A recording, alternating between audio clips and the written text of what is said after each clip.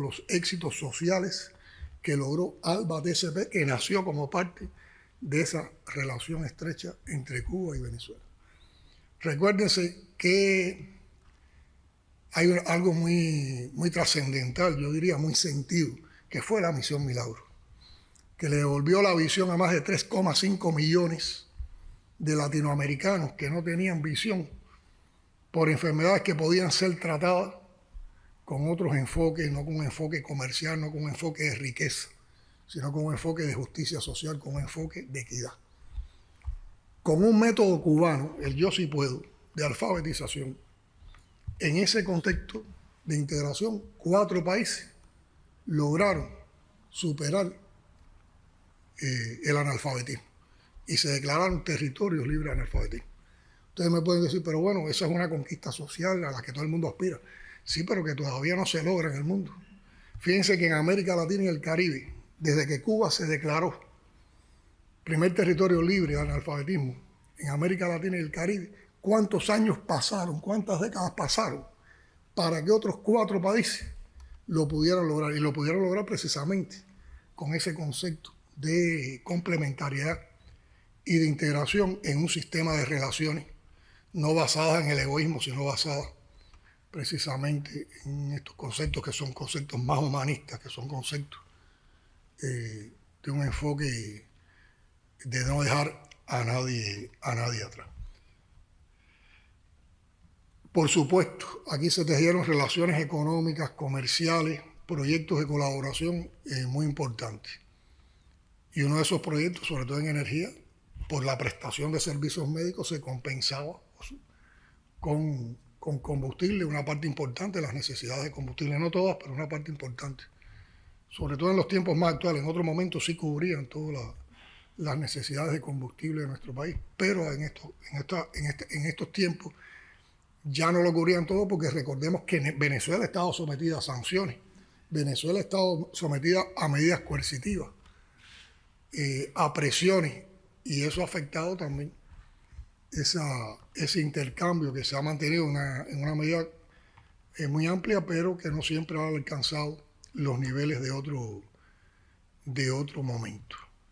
Y que ahora se ve muy afectado cuando comenzó el bloqueo energético, el bloqueo naval a Venezuela, que ha impedido que lleguen barcos venezolanos o barcos de otros países con combustible venezolano hacia Cuba, y se recrudece más aún con la orden ejecutiva en días pasados del gobierno de los Estados Unidos,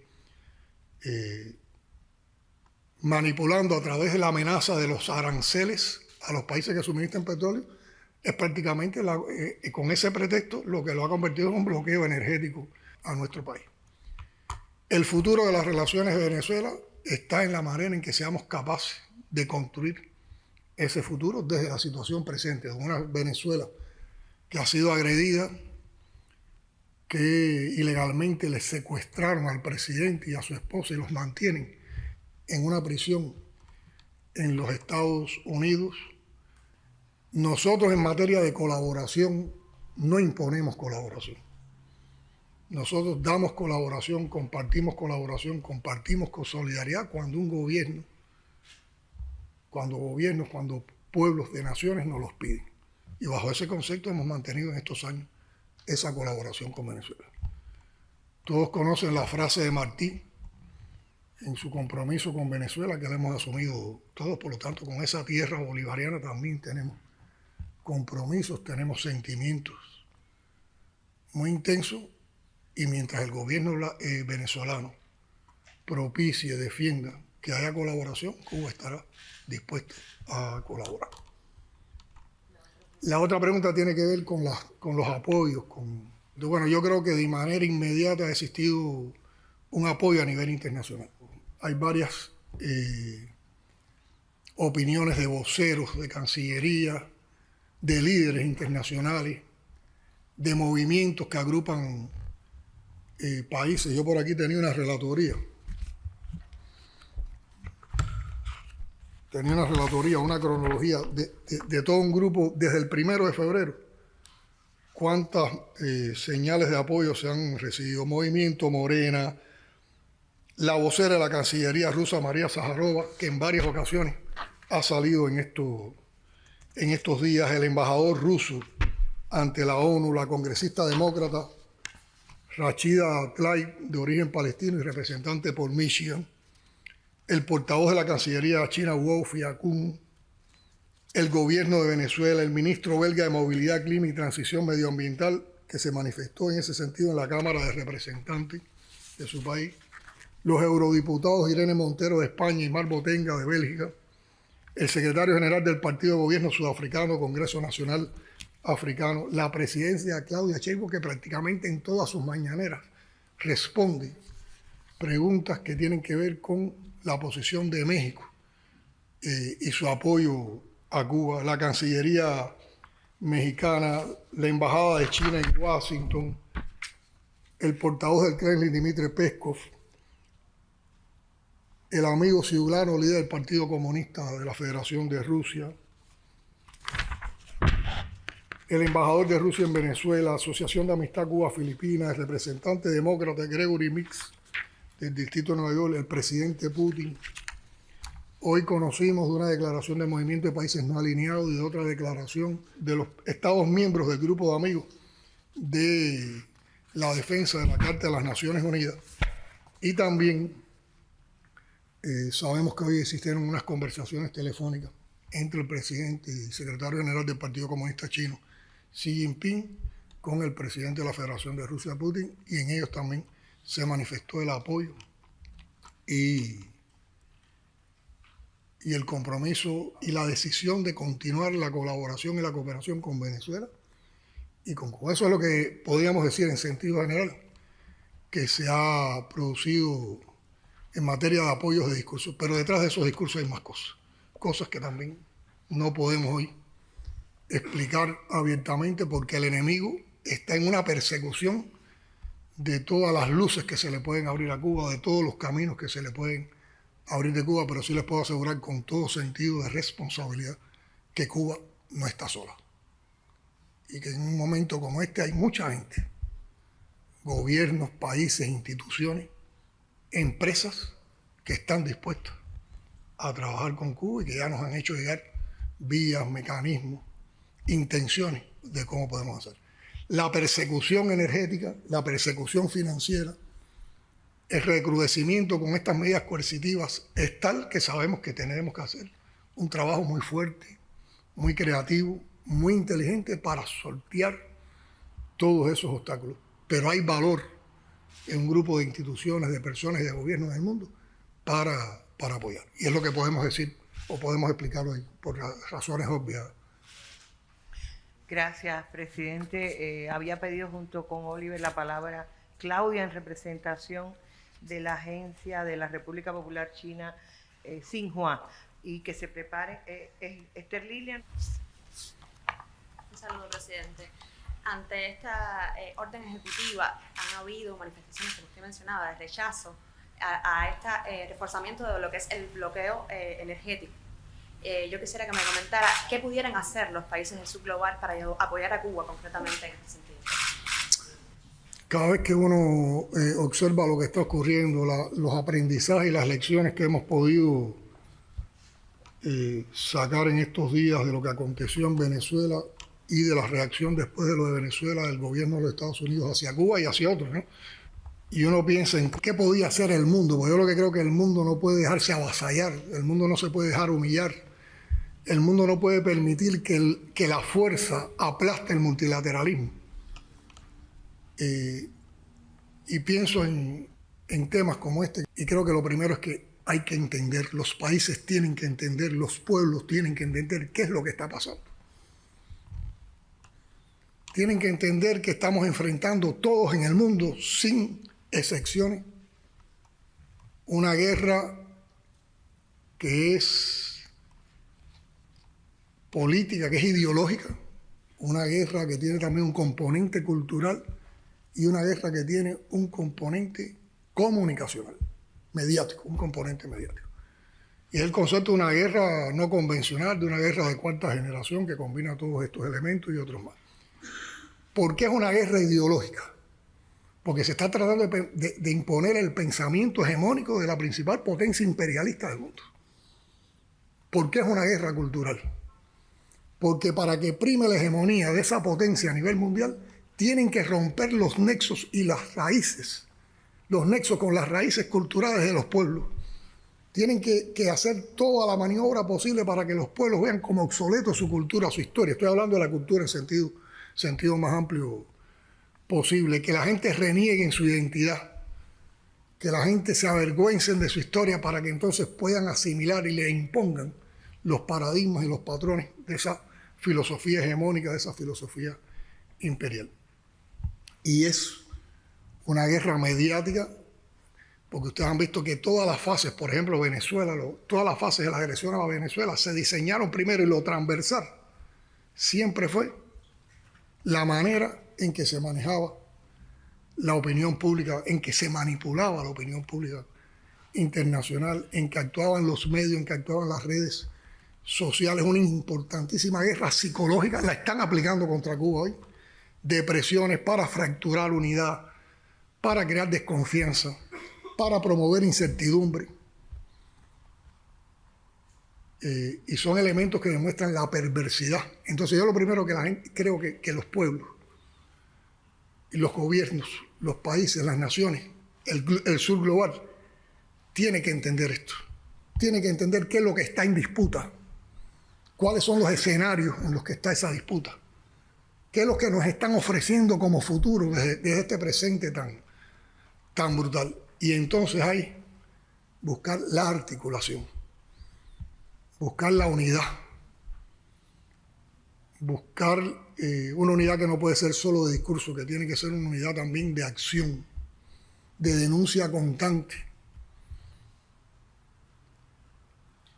de buscar toda la integración en bloques posibles o en frente, defendiendo ideas, buscando también acciones económicas, comerciales, de cooperación, de colaboración, que defiendan el multilateralismo. Y yo creo que hay bloques que están en estos momentos teniendo liderazgo en ese sentido, como es el de los BRICS, que ofrece unas perspectivas distintas para el sur global. Las propias relaciones de China, de potencias como China y Rusia, con los países del sur es distinta. La Unión Euroasiática y otros bloques, el movimiento de países no alineados tiene que jugar un papel fundamental en esto, el grupo de los 77. Y es lograr una movilización antihegemónica y también con una característica que nos tiene que distinguir, porque está en los postulados de este hegemonismo, que es una articulación antifascista. Se está actuando como si fueran las hordas hitlerianas cuando se agrede a un país, cuando se avasalla al mundo, cuando se secuestra a un presidente o cuando se cometen acciones criminales contra embarcaciones, contra personas, de manera extrajudicial, sin ningún elemento de legalidad. No me atrevería a decir en concreto acciones en las que pienso que podía hacer, porque sería comprometer demasiado a otros, pero hay camino. Estoy seguro que hay camino. Lo que pasa es que para abordar esos caminos y para lograr esa integración también todos nos tenemos que mostrar en el sur global con valor y con coraje. Saludos, presidente, Saludos. a usted y a todos los que nos acompañan. Lilian González, Canal Cubano de Noticias, Canal Caribe. Presidente, en varias oportunidades usted se ha referido a la oportunidad, también a la disposición al diálogo con Estados Unidos. Me gustaría saber, en concreto, si usted estaría dispuesto a conversar con los Estados Unidos y bajo qué principios lo haría y cuáles serían los puntos de esa agenda. De acuerdo. Hay que decir que en la historia de las relaciones entre Cuba y Estados Unidos después del triunfo de la Revolución, que se han caracterizado por una asimetría que todos conocemos, y sobre todo esa asimetría la marca la imposición de un bloqueo económico, comercial y financiero durante tantos años, sostenido y recrudecido en los momentos actuales. Siempre ha existido dentro de los Estados Unidos y también a nivel internacional un grupo de personas, un grupo de organismos que siempre han estado favoreciendo rutas, puentes, espacios de diálogo o canales de comunicación. Y muchas veces se ha logrado, y cuando se ha logrado se ha permitido que hablemos como iguales sobre temas en los cuales se pueden compartir incluso criterios diferentes, pero son temas que debemos abordar de manera común porque estamos en una misma área geográfica, somos vecinos muy cercanos, ahí están temas migratorios, temas de seguridad, temas de lucha contra el narcotráfico, de lucha contra el terrorismo, hay temas medioambientales que también tienen que ver con todos los mares y y todo lo que está alrededor del Golfo de México, las corrientes marinas. Pero también hay otros temas que tienen que ver con la colaboración científica, los intercambios académicos. Hay una agenda grande de temas que se pueden tocar. Y siempre ha existido una posición histórica de Cuba, una posición que la definió y la defendió el comandante en jefe Fidel Castro, que la continuó el general de ejército Raúl, y que a mi modo de ver es inalterable y es invariable en los momentos actuales. Cuba está dispuesta a un diálogo con los Estados Unidos, a un diálogo sobre cualquiera de los temas que se quiera debatir o dialogar. ¿Con qué condiciones? Sin presiones, bajo presiones no se puede dialogar. Sin precondicionamiento, en una posición de iguales, en una posición de respeto a nuestra soberanía, a nuestra independencia, a nuestra autodeterminación, sin abordar temas que laceren y que podamos entender como injerencia en nuestros asuntos internos. Y que de un diálogo como ese se puede construir una relación entre vecinos civilizada que le podría aportar un beneficio mutuo a nuestros pueblos, a los pueblos de las dos naciones.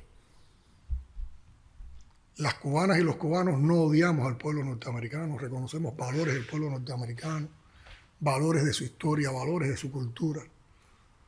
Cuando hemos tenido oportunidad de que existan espacios de encuentro entre nuestros pueblos en diferentes sectores, en el sector científico, en el sector deportivo, en el sector religioso, en el sector cultural, en el sector de la salud,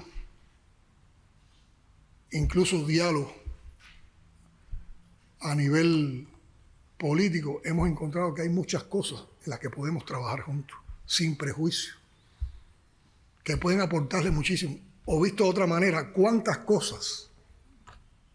cosas privamos a ambos pueblos por esa política decadente, por esa política prepotente, por esa política criminal de bloqueo y la persistencia en ese bloqueo, al punto de haberlos recrudecido en los momentos actuales, y lo siguen recrudeciendo, siguen apretando las tuercas de ese bloqueo.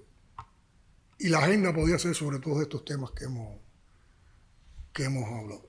Esa es nuestra posición, es una posición también de continuidad y yo creo que es posible. Gracias, presidente. Me pide la palabra el representante Raciel Guanche, del periódico Juventud Rebelde. Adelante. Saludos, presidente. Bueno, a raíz de la nota oficial que se publicó recientemente sobre las etapas, ¿no? sobre la aprobación de los planes y medidas para el paso al estado de guerra, ¿no? Hubo preocupación también en la población. Y nada, queríamos saber en qué momento de esa preparación para la defensa se encuentra hoy el país. De acuerdo. Yo creo que indudablemente puede existir preocupación de la población, pero yo creo que es menos la preocupación de la población porque la población está participando de eso. La preocupación son de otros, de ese enjambre anexionista que tenemos por ahí, de los que empiezan a flaquear, de los que se empiezan a mostrar cobardes o débiles ante las presiones y la guerra psicológica que nos están haciendo, ante los anuncios de una posible agresión militar o de seguir recrudeciendo el bloqueo a Cuba con las consecuencias que puede traer para nuestro pueblo. Y hay una realidad, Cuba es un país de paz. La doctrina de defensa o la doctrina militar de nuestro país es la concepción de la guerra de todo el pueblo, que es un concepto de defensa de la soberanía y la independencia del país. Para nada contempla en ningún momento, en ningún acápite, en ningún concepto, la agresión a otro país. Nosotros no somos una amenaza para los Estados Unidos.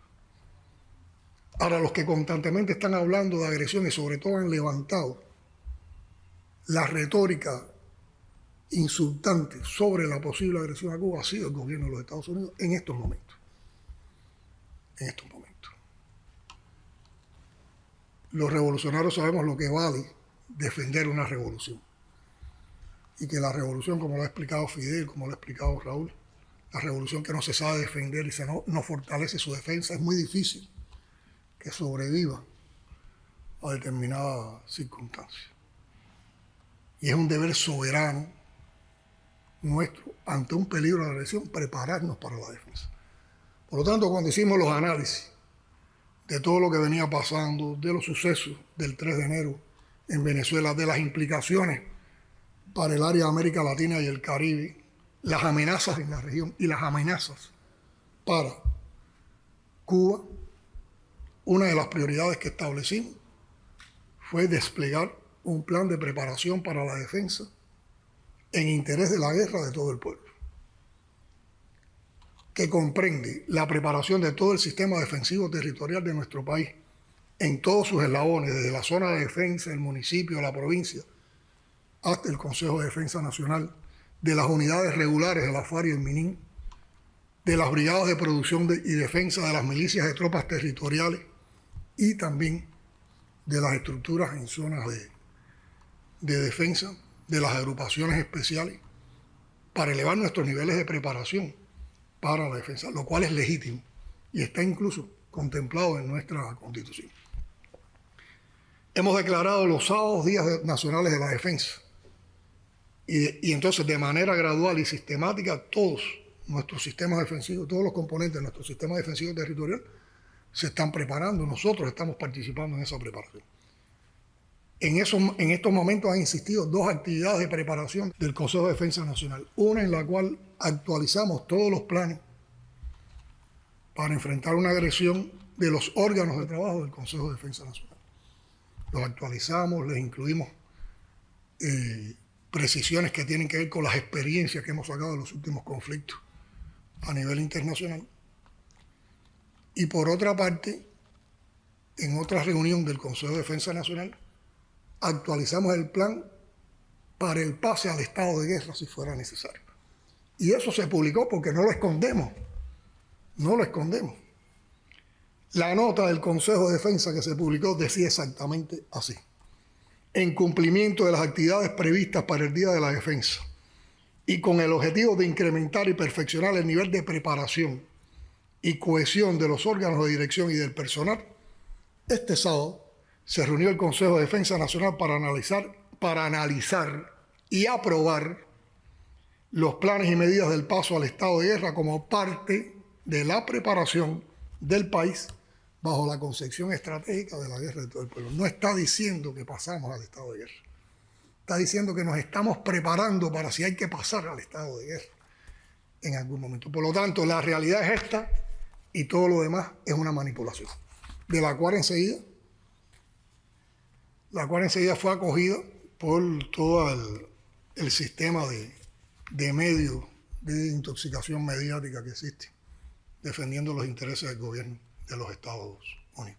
Y nuestro pueblo está participando. Yo he visitado unidades militares donde hemos hecho ejercicios, he compartido con estudiantes universitarios que han estado también en tareas de la defensa, en zonas de defensa de municipios, y vamos a seguir participando sistemáticamente en este tipo de actividad. Bueno, vamos a pasar a las agencias de noticias.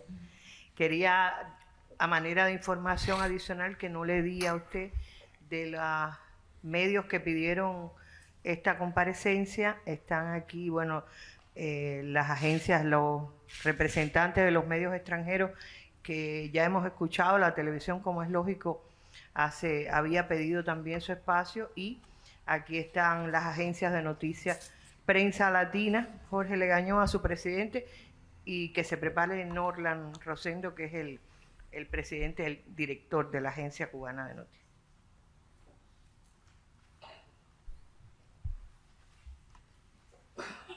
Sí, un saludo, Saludos, presidente. un abrazo. Jorge Legañoa, como se decía, de la Agencia Informativa Latinoamericana, Prensa Latina. Primero, ante todo, agradecerle por este espacio que nos permite también traer preguntas que nuestra población se hace y que también hemos recibido. Le pido regresar por un momento a la orden ejecutiva de la pasada semana, porque es interesante cómo se invoca el tema de la emergencia nacional, que tampoco es la primera ocasión que se invoca. Yo le haría varias preguntas concatenadas y le pido si puede responderlas una a una. ¿Somos un país que patrocina el terrorismo internacional? Una pregunta recurrente, pero yo creo que es importante hacerla. La narrativa norteamericana habla de protección a terroristas en nuestro país. ¿Protegemos terroristas en Cuba? ¿Hay fuerzas militares relacionadas con esto?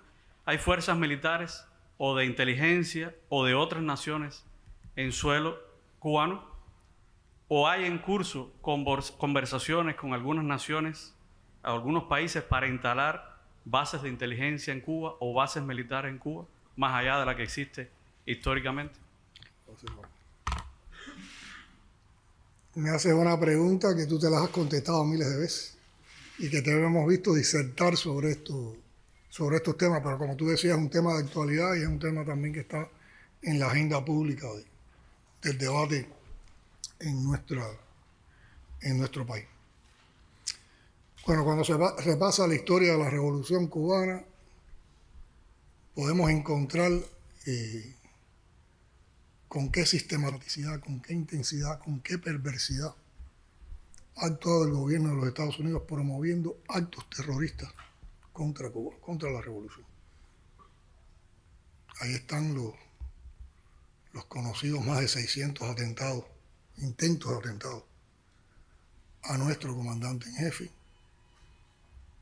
todo un grupo de hechos históricos de terrorismo, ahora por recordar algunos de los que pasaron en las provincias que dirigí, Boca de Samá, en Holguín, lucha contra bandidos, con las bandas de bandidos en el Escambray, en Villa Clara, Cienfuegos y Santi Espíritu, que ejecutaron, que asesinaron a campesinos y a revolucionarios, entre ellos un joven como Manuel Ascunce, que lo que estaba era alfabetizando campesinos para que tuvieran la luz del conocimiento.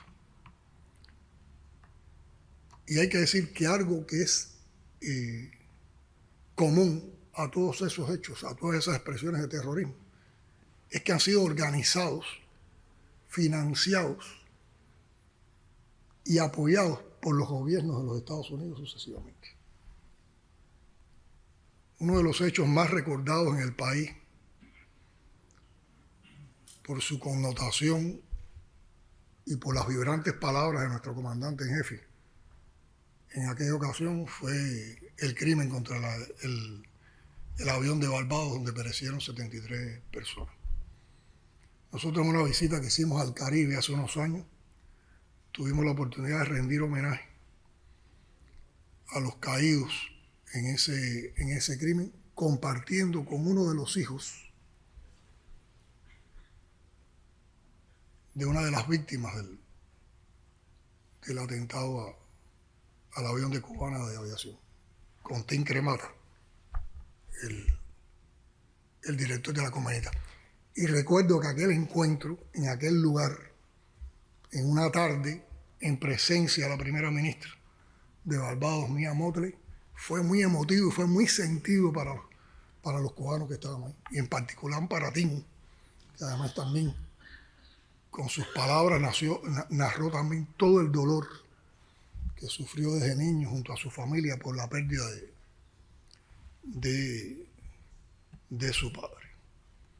Les diría más, nosotros hoy conocemos de planes para hechos terroristas que están siendo apoyados, se están financiando y están preparándose en los Estados Unidos para agredir a Cuba en momentos como este. Y que en su momento daremos la información, en su momento haremos toda la denuncia que merece. ¿Cómo puede hablar de terrorismo en Cuba, un país que ha sido víctima del terrorismo por parte de ese que nos está acusando? es una desfachatez, es una inmoralidad, es una manipulación, es una mentira, es una calumnia. Pero nosotros tenemos hechos muy recientes de con qué deshonestidad los gobiernos de Estados Unidos han movido la temática del terrorismo culpando a Cuba. Recordemos cuando ya faltaban pocos días para que se entregara la presidencia de los Estados Unidos, que el actual presidente de los Estados Unidos nos incluyó en la lista de países que supuestamente apoyan el terrorismo. Y todos sabemos que esa es una de las acciones que más ha provocado el recrudecimiento del bloqueo en estos tiempos, por los daños que nos causa desde el punto de vista de financiero y de posibilidad de todo un grupo de entidades, empresas, de trabajar con Cuba. Y como es una medida totalmente coercitiva y de presión contra otros. Y nos pusieron ese cartel, esa definición, esa clasificación y nos incluyeron en esa lista espuria sin prueba ninguna. Biden mantuvo esa posición en su mandato y en los últimos días de su mandato nos sacó de la lista de países que supuestamente apoyan el terrorismo. Por lo tanto, está reconociendo de que no había ninguna prueba para incluirnos en esa lista. Y llega Trump de nuevo a la presidencia y en unos días nos vuelve a incluir en la lista. Realmente la lista responde a una valoración justa, a una valoración con prueba de que un país es terrorista, o es una manipulación también política que responde a los intereses de las administraciones de los Estados Unidos. Entonces, Cuba no es un país terrorista. Cuba tampoco es una amenaza para la seguridad de los Estados Unidos. Cuba nunca ha hecho, ni ha propuesto, ni ha armado una acción agresiva que ponga en peligro la integridad territorial o la seguridad o la estabilidad del gobierno de los Estados Unidos. Nosotros no protegemos terroristas.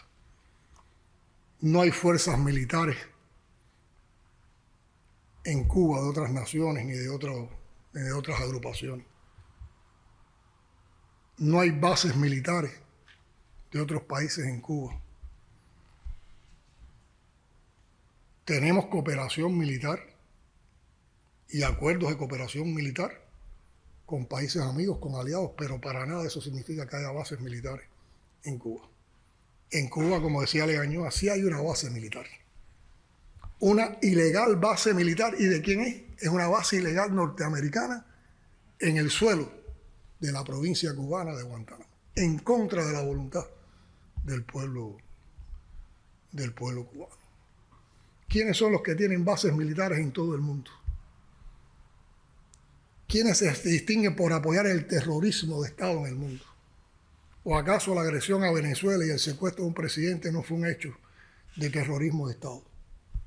¿O acaso el apoyo de Estados Unidos al genocidio en Gaza del pueblo palestino no es un hecho de terrorismo? ¿O acaso disparar y desaparecer lanchas, embarcaciones con personas a las cuales no se les ha probado que estén vinculados al narcotráfico de manera extrajudicial, sin existir investigaciones, sin existir evidencia, no es un acto de terrorismo? Entonces, ¿de qué lado está la verdad en este mundo? ¿Cuál es el principal Estado que en el mundo sí es un peligro para la seguridad del mundo, para la paz del mundo? Estados Unidos. Esa es la visión que yo tengo sobre este tema, Legaño.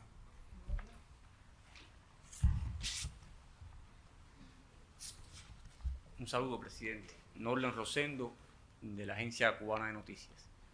Presidente, el contexto cubano actual es muy complejo en la generación eléctrica, tanto por los problemas en el acceso a los combustibles internacionales, recrudecido ahora por la orden ejecutiva que amenaza con impedir aún más que podamos acceder a eso. Cuba ha planteado en varias oportunidades, en varios escenarios nacionales, una estrategia a largo plazo para cambiar la matriz energética del país, hasta llegar en el 2050 aproximadamente al 100% país de fuentes renovables. A la luz de los acontecimientos actuales, ¿hay alguna actualización de esa estrategia? En el caso de que así sea, ¿cuáles son los elementos que la sustentan y cuáles serán las prioridades entonces? Una pregunta muy interesante, yo creo que tiene que ver mucho con lo que la gente tiene preocupaciones, con lo que la gente quiere conocer. Bueno, el mes de enero nosotros lo hemos dedicado a los plenos, a las estrategias en los territorios y a las estrategias nacionales. Y una de las prioridades ha sido el programa energético del país, que comprende los temas de electricidad y comprende otros temas también energéticos, están asociados al tema del combustible, el uso de los combustibles. Y hemos actualizado esa estrategia. Lo que pasa es que ya venía una estrategia, como tú mismo planteas, desde hace aproximadamente 2 años, que tenía como un objetivo fundamental, o tiene como un objetivo fundamental, la transición energética, o sea, ir hacia fuentes renovables de energía y ser más independiente del uso de los combustibles fósiles. La manera en que un grupo de medidas coercitivas del gobierno de los Estados Unidos en medio de esta situación se ha orientado al bloqueo energético del país nos ratifica la importancia de mantener esa prioridad en la transición energética del país hacia las fuentes renovables de energía. Entonces, para poder contestar, y tal vez aquí me detengo un poco, pero tal vez para poder contestar tu pregunta, tengo que hablar qué resultados tuvimos de la aplicación de esa estrategia el pasado año y en qué consiste la actualización, ratificación y actualización de esa estrategia en los momentos actuales, a la luz de los acontecimientos de estos días. Bueno, la situación fue tan compleja el año pasado que los discretos resultados, por decirlo de alguna manera, aunque hay uno de ellos que no es nada discreto, y lo explicaré, no permitieron ver la magnitud de impacto de lo que se logró el pasado año, que fue uno de los años que tuvimos más acoso, que tuvimos menos recursos financieros, que tuvimos menos combustible. El pasado año nosotros recuperamos más de 900 megawatts en la fuente de generación distribuida del país. ¿Por qué no se ha visto ese impacto? Porque ha coincidido haber aumentado o haber incrementado capacidad de generación o recuperar capacidad de generación distribuida, pero no haber tenido, por todas las razones que conocemos, combustible para que eso. Por ejemplo, nosotros llevamos 4 semanas que estamos en 0 de generación distribuida, que no podemos emplear más de 1.300 o 1.400 megawatts de potencia instalada en generación distribuida en el horario pico para compensar los déficits. Saquen ustedes mismos la cuenta, si en el horario pico nos hemos estado moviendo en estos primeros días del año, el primer mes y lo que ha transcurrido de febrero, entre 1.600, 1.800, 1.900 megawatts de déficit. A veces hemos llegado hasta los 2.000. Si hubiéramos tenido incorporado funcionando en ese horario 1.200, 1.300, 1.400 megawatts de generación distribuida, el pico se hubiera minimizado a 500 o 400 en un momento muy particular del pico y hubiéramos podido cerrar la mayoría de las noches después del pico y de las madrugadas. Pero fue un resultado que no lo hemos podido aprovechar en su potencialidad por los problemas de combustible, pero que ahí está. Ahí está. También recuperamos capacidades de generación térmica, que tiene que ver con todo el proceso que se ha ido potenciando de reparación y mantenimiento de las principales centrales termoeléctricas del país. El impacto no se ha visto porque hemos tenido déficit muy grandes. Pero fíjense que hemos mantenido un déficit, por ejemplo, en el pico este que le estamos hablando,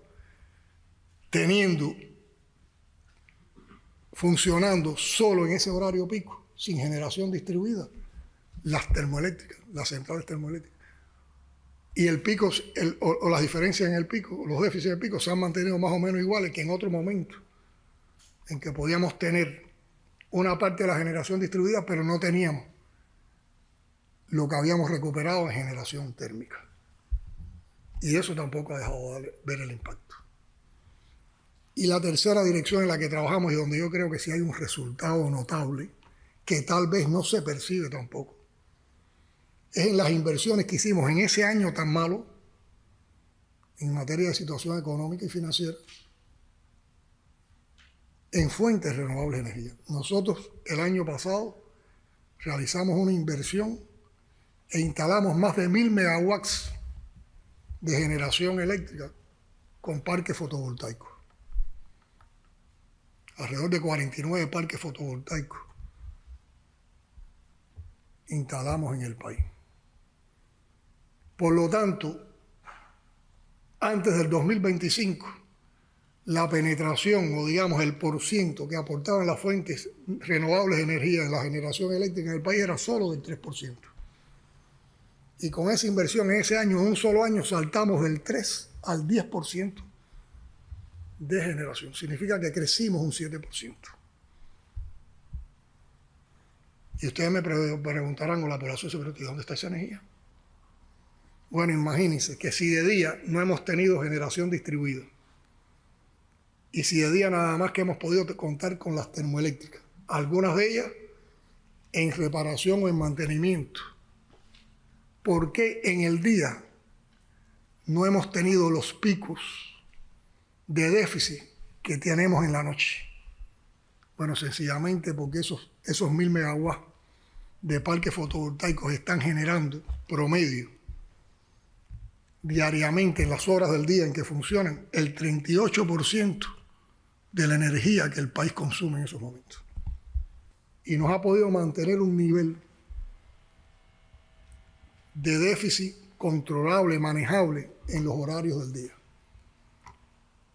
Vamos a verlo de otra manera. Si no hubiéramos contado con esos 1.000 megawatts, nosotros en el día hubiéramos contado con menos de 1.000 megawatts de generación. Estuviéramos generando alrededor de 900 y tantos megawatts en el día. Y un sistema electroenergético como el nuestro, con 900 megawatts de generación, con más de 1.200, 1.300 megawatts de déficit sostenido en el día, porque fíjense, hoy tenemos una diferencia en el déficit en el día y en la noche. Si no hubiéramos tenido esos parques fotovoltaicos, el déficit que hoy tenemos por las noches hubiera sido durante todo el día. ¿Qué hubiera pasado? El país hubiera estado viviendo sistemáticamente de blackout en blackout. O sea, constantemente el sistema estaría inestable, se hubiera producido el apagón total, nos hubiéramos vuelto a recuperar y en 2 o 3 días volvíamos a la inestabilidad.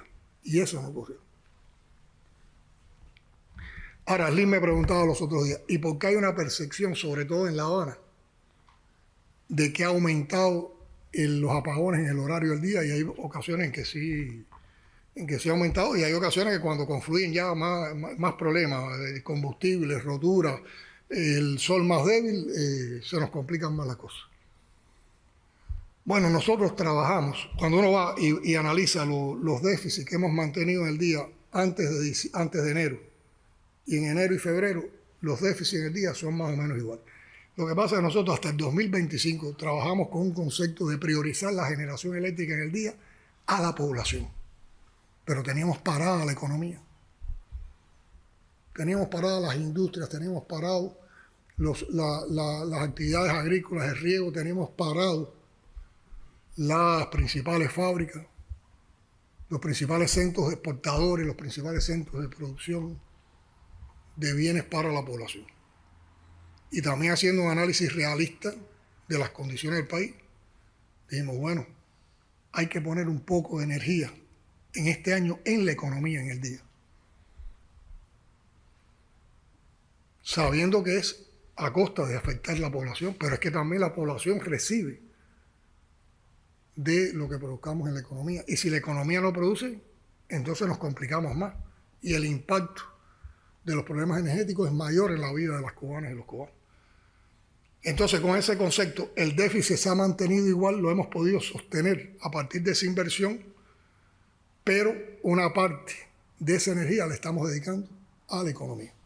Y así hemos logrado en los horarios del día priorizar los riegos eléctricos el riego, por ejemplo, de las hectáreas de arroz que estamos sembrando, porque este año queremos lograr 200.000 hectáreas de arroz, que nos implicaría una producción con la cual empezaríamos a cubrir alrededor del 30 al 40% del arroz que consumimos en la canasta nomade que hoy se importa. Y sería un primer paso para en 2 o 3 años alcanzar el autoabastecimiento de arroz con producción nacional y no tener que importar arroz en el país. Hemos podido darle energía a un grupo de entidades que generan exportaciones. Hemos podido darle energía a entidades que sustituyen importaciones. Hemos podido dar la energía que necesita el tabaco, que es un rubro de exportación importantísimo hoy para el riego y para las inversiones que se han hecho. Ahora, como ya todas las provincias tenían afectaciones para equilibrar eso en el país, ¿dónde se siente más? En La Habana, en la capital, porque es la que tenía más capacidad de entregar una parte, de pedirle una parte de esa energía para poder potenciar la economía. Y es por eso que puede existir, existe de hecho, una apreciación de que hay más déficit. El déficit no, lo que pasa es que hay más déficit en la población porque hemos priorizado la economía. Yo digo, ¿estamos equivocados en ese concepto? ¿O no también es una manera de poder dedicar una parte de todo ese esfuerzo inversionista a que la economía avance? Y con ese concepto hemos estado trabajando. Bueno, entonces, hasta aquí te he hablado de los resultados del año pasado y lo que han significado en la situación electroenergética actual. Ahora, ¿qué hemos planteado?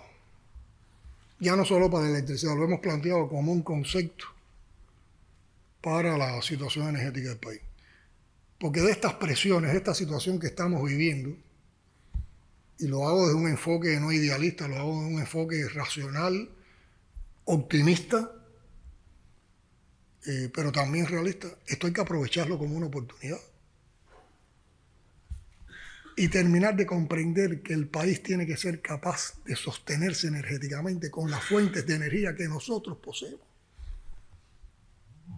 Con nuestro crudo nacional pesado, con las fuentes renovables de energía, tenemos aire, tenemos agua, tenemos sol, tenemos biomasa, podemos generar biogás.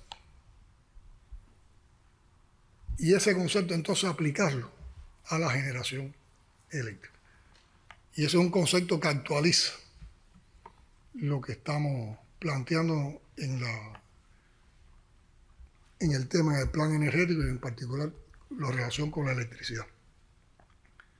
Y por supuesto no se logra de salto, pero imagínense si no hubiéramos tenido los 1000 megawatts, pero si tuvimos 1000 megawatts el año pasado y aspiramos a tener una cifra cercana a eso este año, entonces ya estaríamos llegando a niveles por encima del 15 o cercanos al 20% de generación eléctrica con fuentes renovables, y el país en el modelo económico y social 2030 lo que se proponía llegar a un 25% en el 2030. Estaríamos llegando antes del 2030 a eso. Ahora, ¿qué estamos haciendo? ¿Qué otras acciones se están contemplando en ese ya programa actualizado? Bueno, la continuidad del programa de mantenimiento de las centrales termoeléctricas, pues nosotros no podemos prescindir de inmediato de la base termoenergética, porque además en esa base termoenergética podemos generar con crudo nacional sin dependencia de importaciones de combustible. Continuar el programa de incremento de las fuentes renovables de energía. Ahora en febrero, cuando cierre febrero, tendremos 98 megawatts más en parques fotovoltaicos instalados. Cuando cierre marzo, le habremos incorporado 58 megawatts más en marzo. Y así iremos en todos los meses del año incorporando más megawatts como lo hicimos el pasado año. Ya estamos en inversiones que ya no solo incrementan la generación con fuentes renovables de energía, sino que una parte de estas inversiones tienen fuentes renovables de energía con acumulación. Al ir las fuentes renovables de energía con acumulación, estamos garantizando estabilidad en frecuencia del sistema y por otra parte estamos creando capacidades de, con la energía que se acumula fotovoltaica durante el día, tener capacidad de generación por la noche. Y eso nos hace totalmente independientes del uso de los combustibles fósiles. se están instalando 5.000 sistemas fotovoltaicos,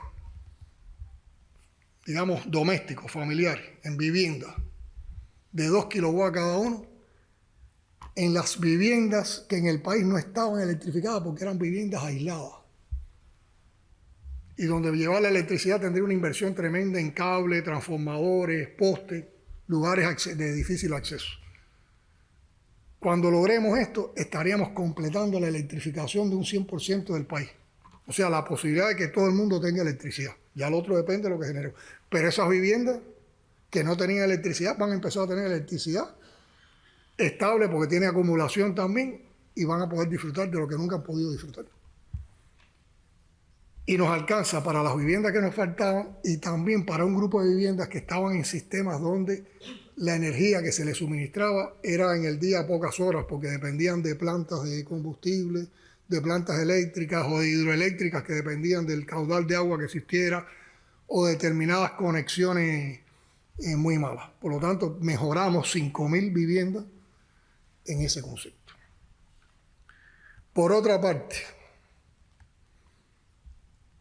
estamos ya instalando 5.000 módulos más fotovoltaicos en centros vitales para dar servicios a la población. Fíjense, todo eso lo estamos haciendo en medio de esta circunstancia, en medio de este momento, y le aporta a esa transición energética. Por ejemplo, 161 hogares maternos en el país van a ser beneficiados con estos módulos. Se puede ir la corriente en esos lugares y los hogares maternos van a tener energía. Ya se le han ubicado módulos de este tipo. Hay niños, se le dice niños dependientes, son niños que tienen enfermedades que necesitan tener energía en su casa todo el día. Ya el año pasado se lo instalamos a 161 niños y este año se lo vamos a instalar a 121 más. 156, hablé de 161 hogares maternos, 156 hogares de ancianos, 305 casas de abuelos, 556 policlínicos, que por lo menos el cuerpo de guardia y una parte importante van a tener estos sistemas. 336 sucursales bancarias. Ustedes saben que uno de los problemas hoy con los que choca la población cuando hay apagón es que no puede hacer operaciones bancarias. Y la economía no funciona entonces también desde el punto de vista financiero. Bueno, eso se resuelve. 349 oficinas comerciales de la UNI y de otros organismos donde las personas tienen que hacer el trámite. Aquí hemos hablado de casas abuelos, de policlínicos, de sucursales. Todo eso está disgregado por los 169 municipios de nuestro país. O sea, vamos a ese concepto. Y no nos detenemos, aspiramos a más. Ahora, hay 10.000 sistemas fotovoltaicos más. Fíjense, hemos hablado 5.000 y 5.000 son 10.000. Ya son 10.000 viviendas o 10.000 instituciones que no necesitan conectarse al sistema electroenergético nacional. Hay 10.000 sistemas fotovoltaicos que se le están entregando con prioridad a personal del sistema educacional, a personas que trabajan en el sistema educacional y en el sistema de salud. Médicos, maestros, profesores, trabajadores de la salud, trabajadores de la educación superior, que son dos sectores que le aportan mucho a la sociedad, que son dos sectores donde se trabaja en condiciones muy complejas, con facilidades de pago, con créditos, pagos a largo plazo. Son 10.000 personas más, o 10.000 viviendas más. Eso se multiplica por 3 o 4 de familias que mejoran con esto. Hemos planteado incentivos para personas que comprando sistemas quieran cogenerar y aportarle al sistema electroenergético nacional. O quieran cogenerar y aportarle a una comunidad, o aportarle a una cuadra, o aportarle a un grupo de viviendas.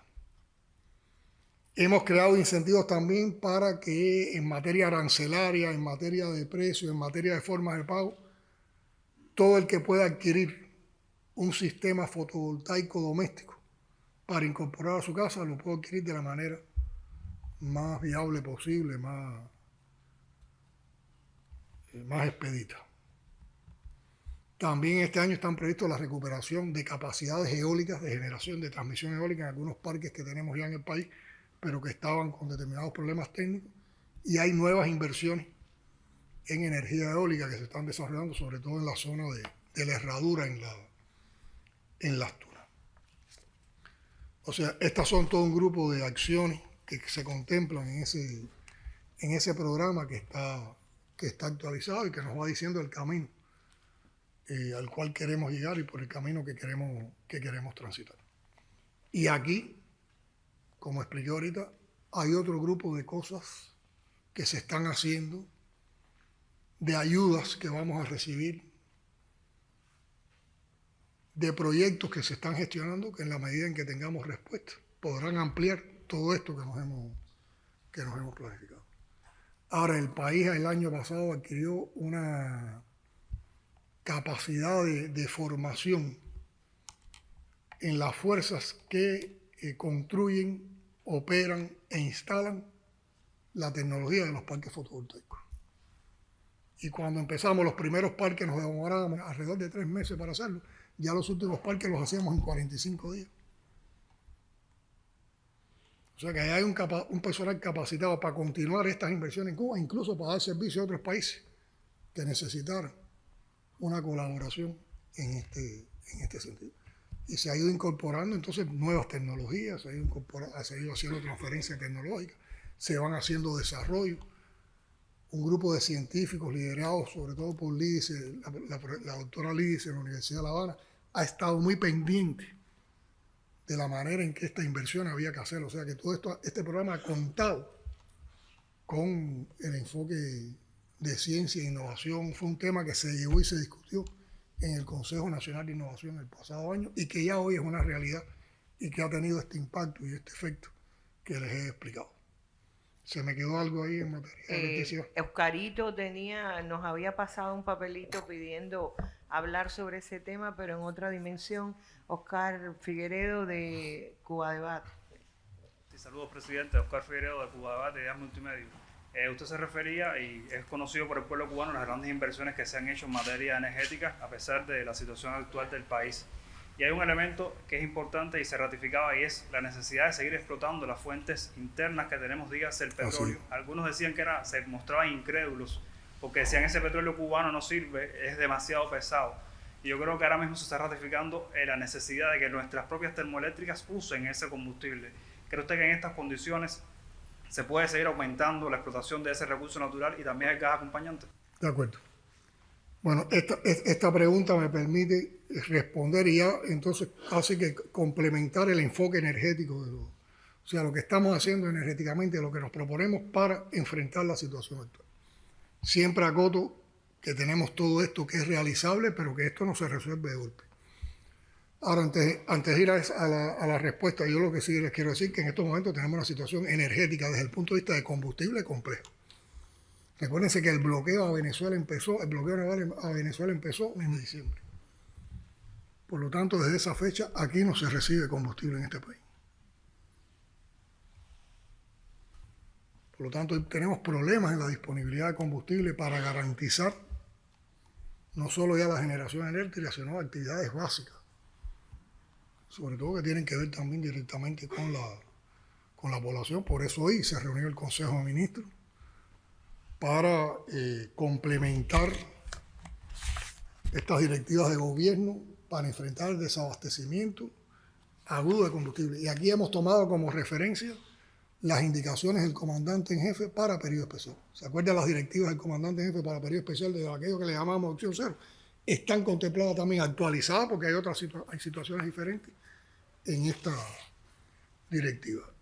Yo voy a dar, digamos, un bagaje general a partir de la pregunta que tú me haces, pero en los próximos días, a partir de la discusión que iniciamos en el Consejo de Ministros y de lo que se ha venido trabajando, un grupo de viceprimeros ministros y de ministros irán informando a la población en más detalle el contenido de todas esas medidas, y la población, yo creo que en una semana va a tener toda la información de la situación y cómo vamos a enfrentarla.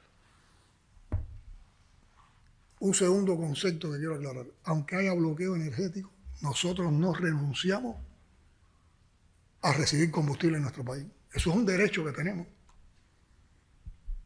Y haremos todas las gestiones y estamos haciendo todas las gestiones para que el país pueda tener de nuevo ingresos de combustible, abastecimiento de combustible. O sea que con esto lo que quiero explicar es que tengan la garantía de que el partido, el gobierno, las instituciones que tienen que ver con los temas, con las decisiones energéticas, están trabajando en función de que se afecte menos a nuestra población y a nuestro país, y a nuestra economía, a nuestro desarrollo económico, en condiciones difíciles.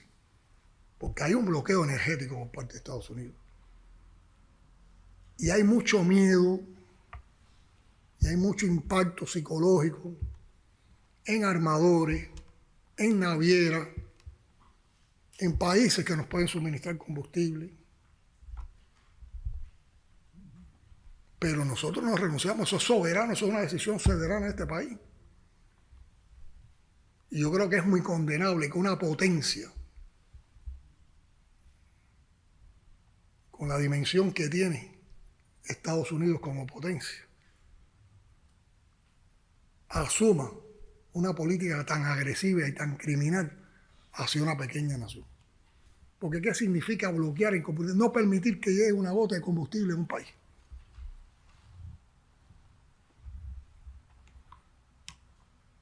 Es afectar la transportación de alimentos, la producción de alimentos, el transporte público, el funcionamiento de los hospitales, de las instituciones de todo tipo, la escuela, la producción de la economía, el turismo. ¿Cómo mantenemos las clases de los niños sin combustible?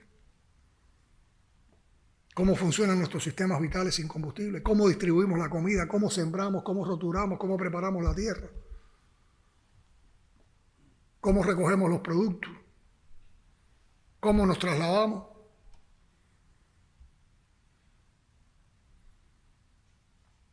Por lo tanto, vamos a medidas que, aunque no van a ser permanentes, pero tendrán que ver en cada momento con qué disponibilidades de combustible estemos. Serán medidas que van a demandar esfuerzo, van a demandar, yo sé que la gente así dicen, pero otra vez sacrificio. Bueno, si no nos sacrificamos y si no resistimos, ¿qué vamos a hacer? ¿Nos vamos a rendir?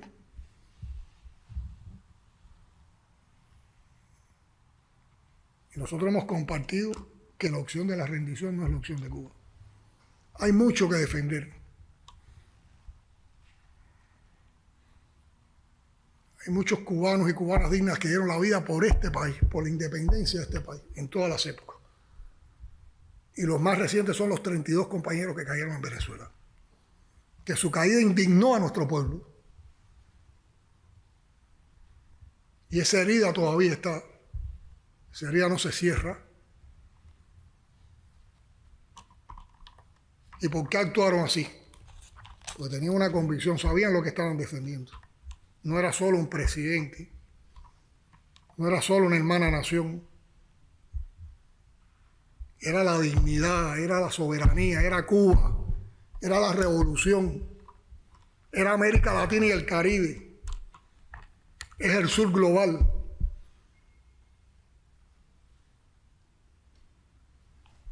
Y lo hicieron como único se podía hacer, con una actitud en la vida consecuente en un momento como ese, con el coraje, con la valentía. No hay otra manera de describirlo. Y veremos el día de mañana, cuando podamos contar toda la historia, el verdadero aporte de la actitud de esos 32 cubanos. Y lo que significan es lección para los que tienen las mentes calientes con sus amenazas y sus intentos de agresión a Cuba. ¿Qué derecho tiene una nación para evitar que a un país le llegue combustible? Con esto no solo están actuando contra Cuba y contra el pueblo cubano, con esto, ¿a cuántos les están impidiendo que tengan una relación normal de comercio con Cuba? ¿A cuántas empresas y entidades están perjudicando? ¿Acaso esto no es violatorio de todo el derecho internacional, de toda la Carta de las Naciones Unidas? ¿Esto no va contra el comercio libre que defiende el capitalismo y el imperialismo? Pero además, ¿quiénes se creen que son para imponernos eso? Pero alguien puede celebrar en el mundo esto, que le hagan eso a un país. hay algún asomo de humanismo, de decencia, de sensibilidad, de decoro con alguien que actúa así?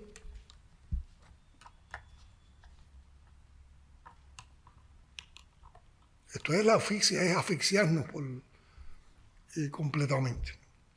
Y para que no nos asfixien, entonces hay una estrategia, hay un programa que también hemos actualizado, como lo dije, en estos días, y hay nuevas medidas que hoy estuvimos viendo en el Consejo de Ministros, que algunas son restrictivas, pero tenemos que acomodar los consumos, tenemos que promover el ahorro.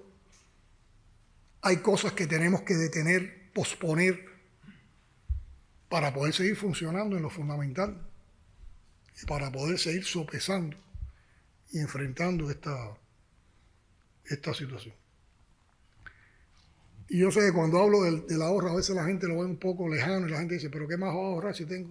Es mucho lo que se puede ahorrar. Incluso los que tienen más energía durante más horas del día porque están asociados a circuitos que hay que proteger, debían ser más responsables en el uso de esa energía que les falta a otros. Yo creo que también conversando, discutiendo, explicando estas cosas, podemos promover conciencia. Y todos podemos aportar, aunque algunos lo vean distante, todos podremos aportar a eso que necesitamos entre todos para enfrentar esta situación. Entonces, aquí un concepto que ya planteé que es fundamental. Tenemos que aprender a vivir usando nuestras fuentes de energía, como tú me señalabas. Entonces, primero, aquí hay varias acciones. Estamos en medio de esta situación con todo lo que falta de recursos y todo. Estamos incrementando nuestras capacidades de almacenamiento de combustible. Recuerden que nosotros perdimos capacidad de almacenamiento cuando el incendio de supertanquero. Eso lo estamos recuperando en otros lugares del país. ¿Por qué? Porque como les dije, nosotros no nos acomodamos al hecho de que no renunciamos al hecho de poder tener combustible. Y si creamos más capacidad, podremos tener más combustible. Y una de las cosas que vamos a promover es tener más combustible en consignación en el país. Entonces está el incremento de las capacidades de almacenamiento. Está el incremento, como tú bien lo señalabas, de la producción del crudo nacional. Que nosotros preferimos decirle, o yo prefiero decirle, de petróleo equivalente. Porque como tú decías, ahí incrementamos la extracción de crudo y de gas acompañante. Recuérdense que una parte de ese gas lo usamos en la generación eléctrica en un proceso sumamente eficiente como es Energas. Y en los últimos meses, porque hemos dispuesto de más gas, nosotros hemos elevado la generación eléctrica con Energas. Pero una parte de ese gas acompañante es el que le suministramos a varios núcleos de la capital para la cocción como gas manufacturado. Y como parte de eso que estamos haciendo y del incremento ese en la producción de gas acompañante, vamos este año a incrementar 20.000 consumidores más con gas manufacturado en La Habana. Está dentro de ese programa. Y lo vamos a hacer este año.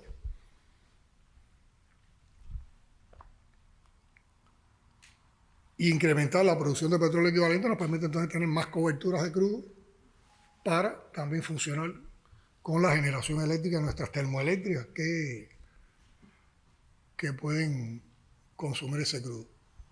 Pero también estamos estudiando, ya de hecho compramos un motor de motores que nos ayuden a generación eléctrica o que funcionen para otras aplicaciones que asuman este crudo cubano. Y es otro de los proyectos y de las acciones que estamos desarrollando. Y no nos quedamos con incrementar la producción de crudo y gas acompañante.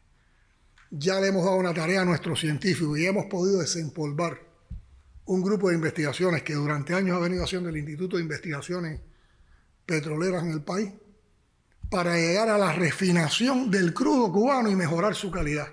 Y entonces no usar solo ese crudo cubano para de manera directa aplicarse a las termoeléctricas, sino tener derivados por la refinación de ese crudo y poder llegar a tener gasolina, poder llegar a tener fuel oil, poder llegar a tener diésel de esa refinación.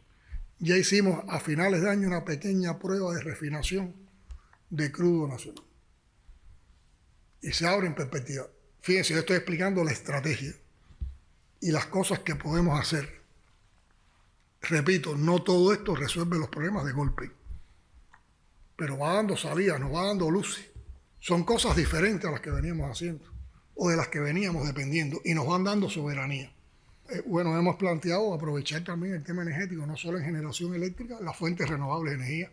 Se pueden hacer fogones solares. La energía solar se puede aplicar también en secaderos de madera, en secaderos de alimentos.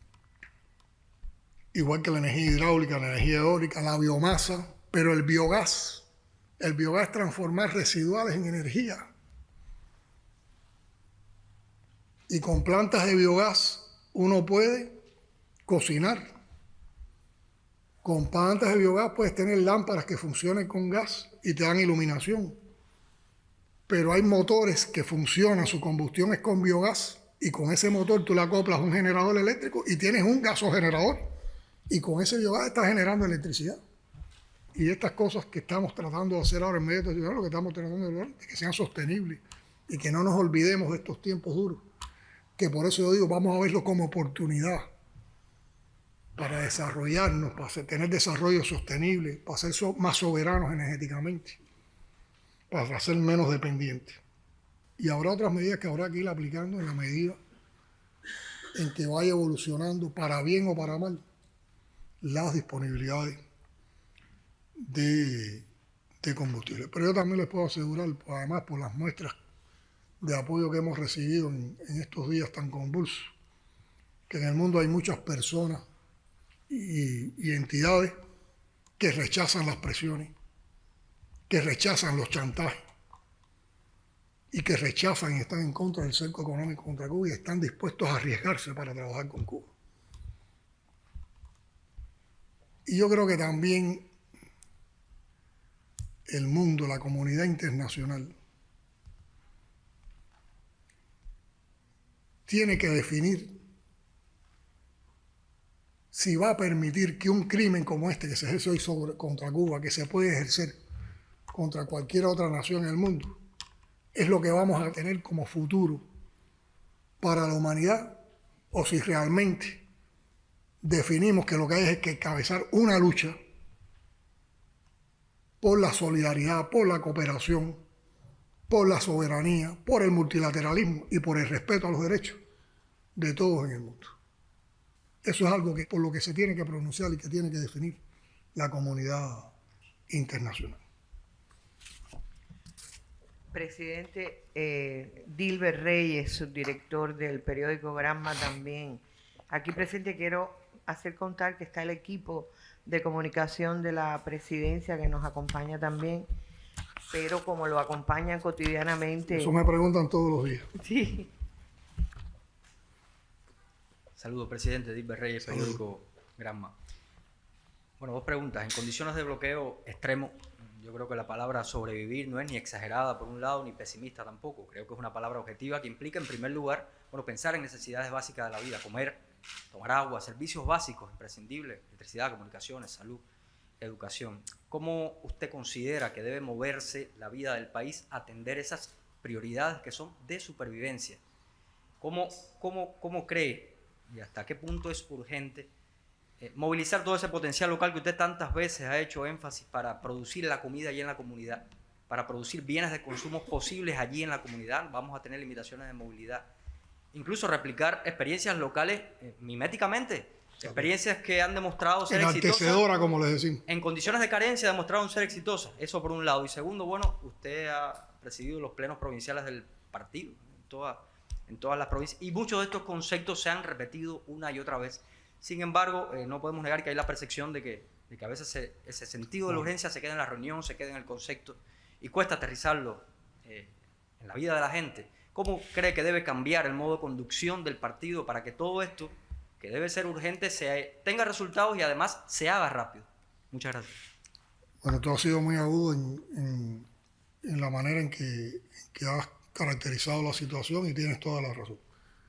Para contestar las dos preguntas, yo creo que me tengo que apoyar en los plenos que acabamos de librar a nivel provincial y que ahora van a tener una continuidad a nivel municipal, y no porque estemos hablando de una reunión más.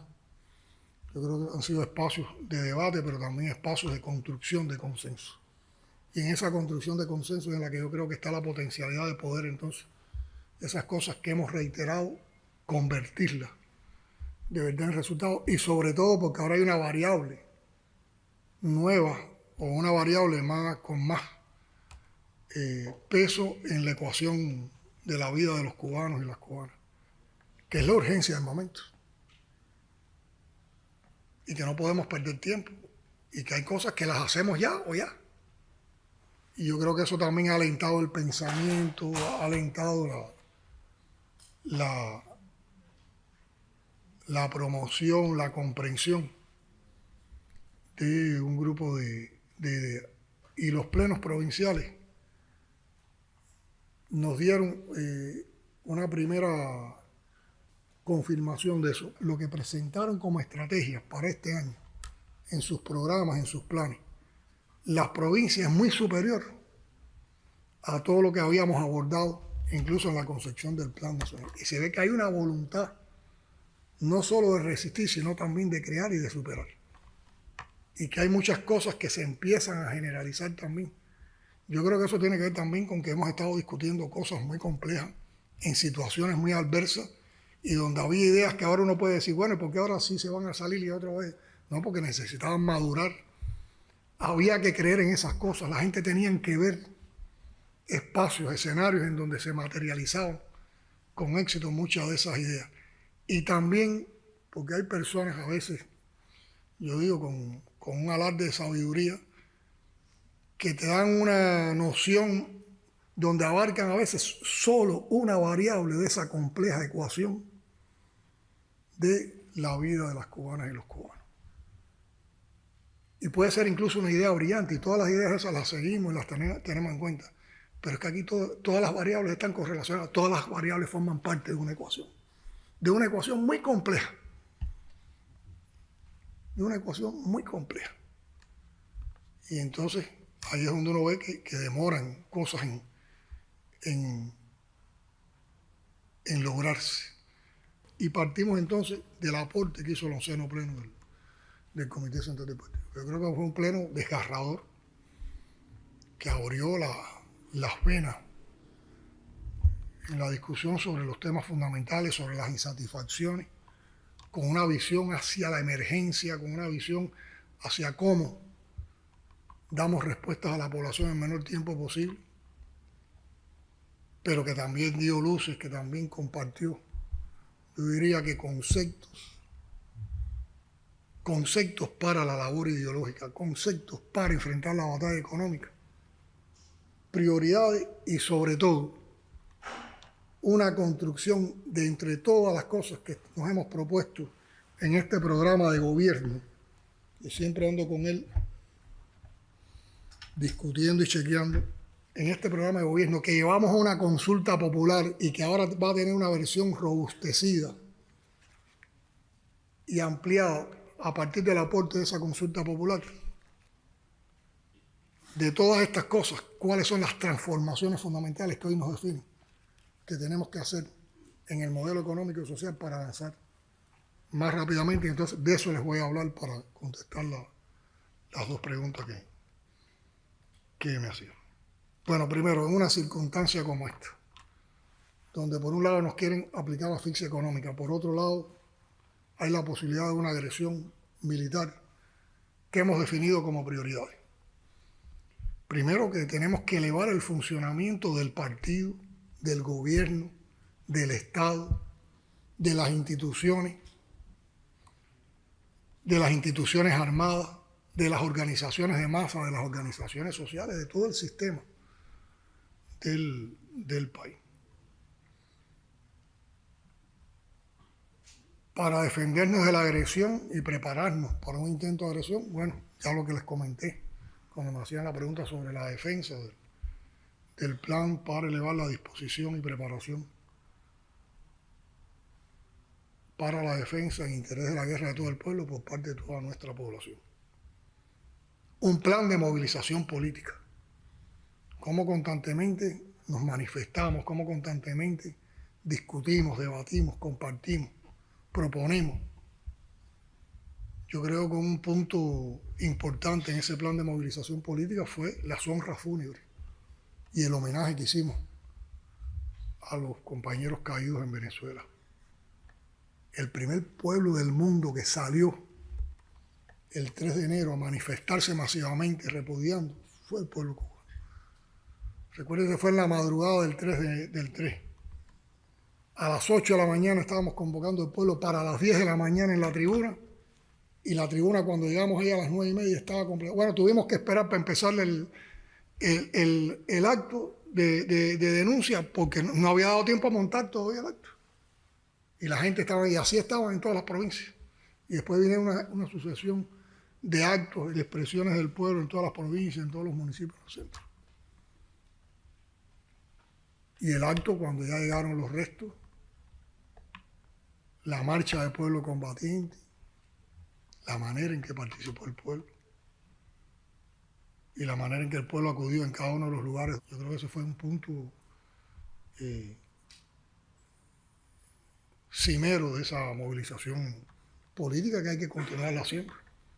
En lo que tiene que ver con Cuba y lo que tiene que ver por la defensa de Venezuela, lo que tiene que ver con la defensa de Maduro y de su esposa, lo que tiene que ver por la integración, lo que tenemos que denunciar de los desmanes que comete el imperio contra el mundo.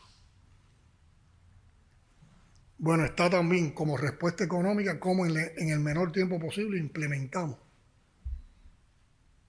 los elementos fundamentales, las transformaciones fundamentales que están contenidas en el programa de gobierno para resolver los problemas estructurales de la economía y potenciar la economía.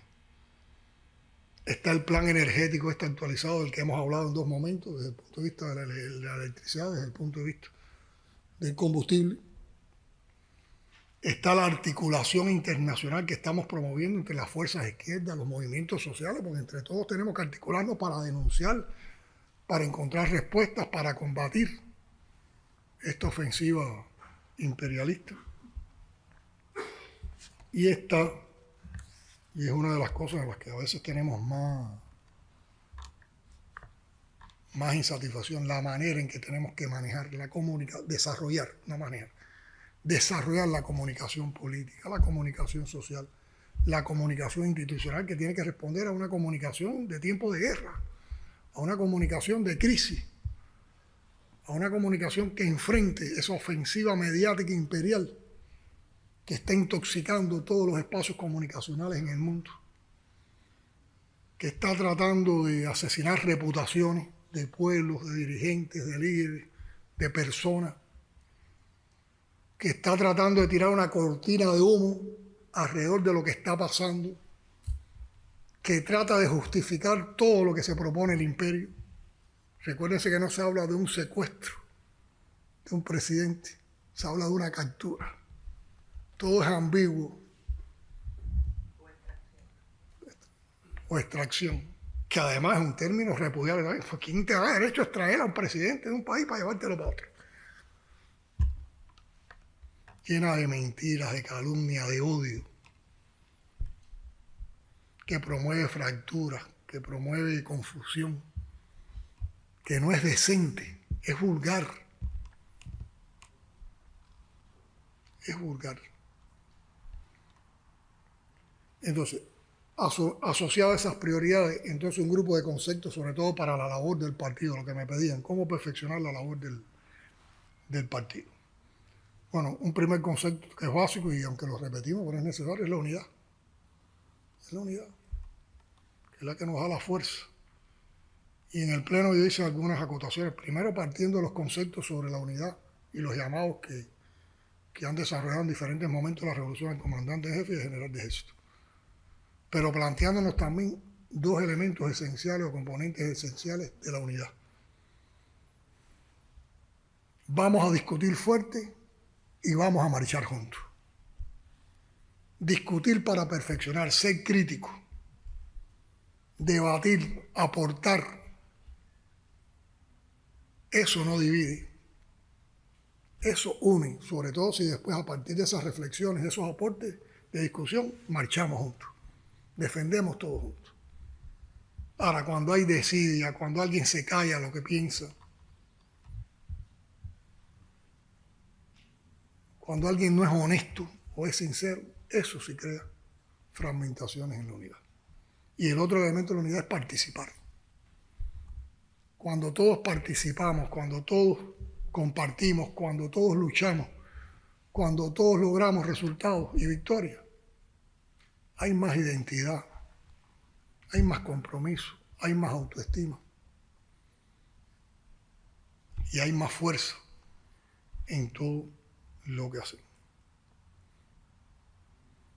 Entonces está la unidad, está la vinculación con la población.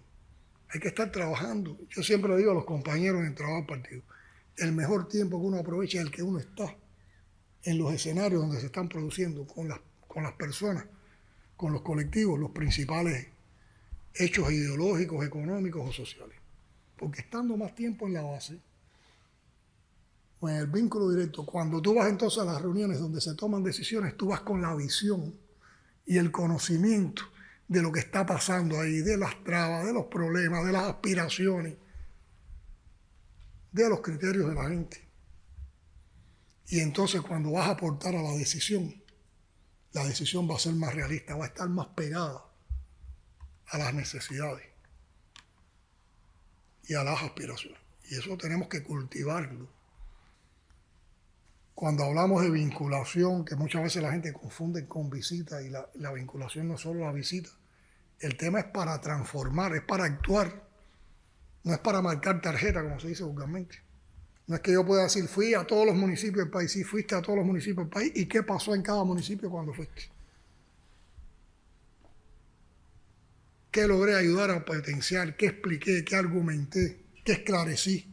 ¿O qué idea me llevé como aportadora para poderla multiplicar? Ese es otro elemento que se trabajó en el 11º pleno y que hemos estado discutiendo para que se concrete también en las estrategias provinciales y en las estrategias municipales. La democracia en el partido. Y Raúl varias veces ha hablado de eso, el general de ejército. Si por razones históricas somos el único partido, y está reconocido constitucionalmente, nosotros no somos solo el partido de los militantes comunistas de Cuba. Somos el partido de la nación cubana. Entonces, yo digo, el momento más natural del trabajo del partido, que es la reunión de la organización de base del partido, no puede ser solo una reunión de militantes. Hay que convocar a jóvenes, hay que convocar a trabajadores no militantes para que aporten también, para que discutan de conjunto con nosotros los problemas, para que nos apoyen en soluciones. En la historia de la revolución, eso lo sabemos hacer muy bien y defender muy bien para las grandes cosas. Un tema tan complicado como era aprobar el Código de las Familias, por los prejuicios que había, por la diversidad de opiniones, lo llevamos a 2 ejercicios democráticos de participación popular, una consulta popular y un referéndum. Así lo hicimos con la Constitución. Así lo hicimos ahora en consulta popular, enriquecer el programa de gobierno para la economía. Pero en lo cotidiano, en lo que hay que hacer cotidiano, a veces no hacemos eso. Y no lo logramos. No lo logramos. La participación y el control popular. Todo tiene que tener una salida de participación. Todo lo que nos propongamos hacer tenemos que apoyarlo con el trabajo y la participación de todos. Y en particular de los jóvenes. Y como parte de esa participación popular tiene que estar el ejercicio de control popular por parte de la población en todas las cosas que hacemos. Y eso pasa también por el control y la rendición de cuentas. Bueno, ustedes saben que yo siempre he defendido 3 pilares para el trabajo del partido y del gobierno, que son la comunicación política, social o institucional, la transformación digital y la aplicación de la inteligencia artificial en todos nuestros procesos. Y la ciencia y la innovación, para buscar desde un enfoque de la ciencia las soluciones a los problemas que tenemos. Los problemas son tan complejos. Primero, no se pueden resolver con una sola alternativa, y Fidel siempre nos enseñó que había que trabajar con muchas alternativas. un mismo problema.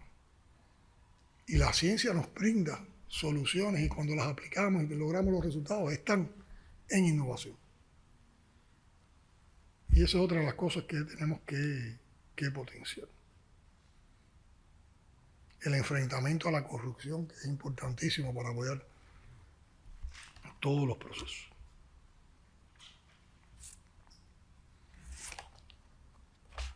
Y entonces, contestando la segunda pregunta, ¿en qué hay que trabajar más rápido y ya tomar decisiones y anunciar decisiones más rápido para lograr resultados con la urgencia en estos momentos? Eso es lo que yo le llamo las transformaciones necesarias en estos momentos. Y está bastante consensuado. Ahora cuando analizamos el debate que hubo para el programa de gobierno, coincide mucho con los planteamientos que tuvieron más peso por parte de la población del programa. Primero, hay que ir a un perfeccionamiento, a una actualización del sistema de dirección de la economía, donde haya una adecuada relación entre centralización y descentralización y una adecuada relación entre lo que hay que ver desde la planificación y lo que hay que abordar con determinadas señales del mercado. Y es un principio de defensa de la construcción socialista en nuestras condiciones.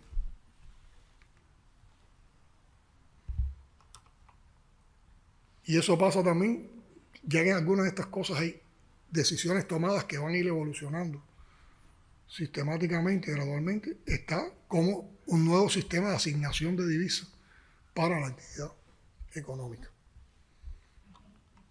Una segunda transformación necesaria es la reestructuración que tenemos que hacer de todo el aparato estatal, de gobierno, de partido institucional.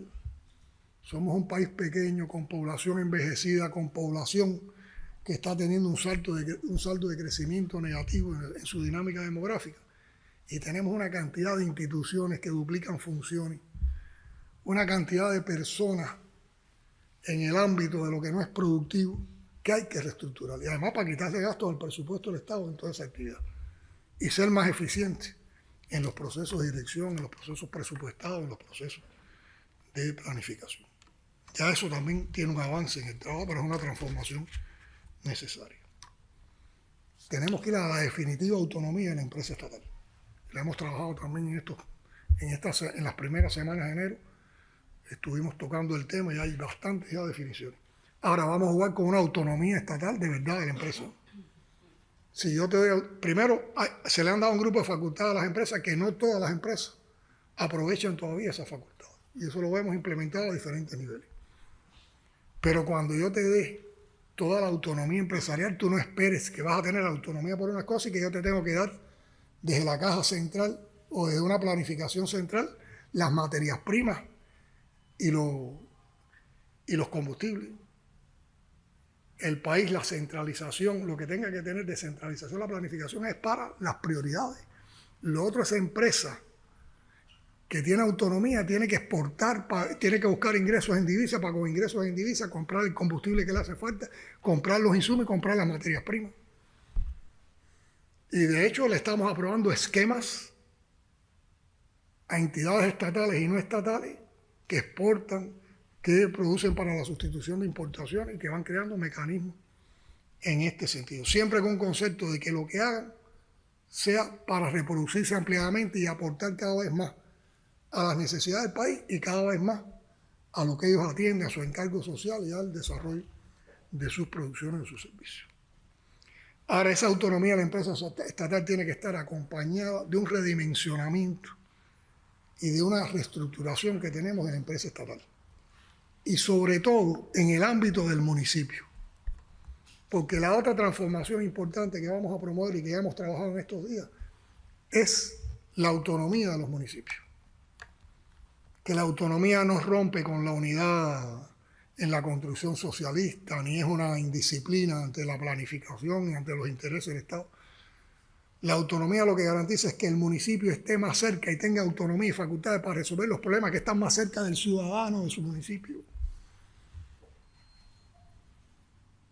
Yo digo, nosotros no podemos aspirar a que el país tenga desarrollo y que a partir del desarrollo del país se desarrollen las provincias y los municipios.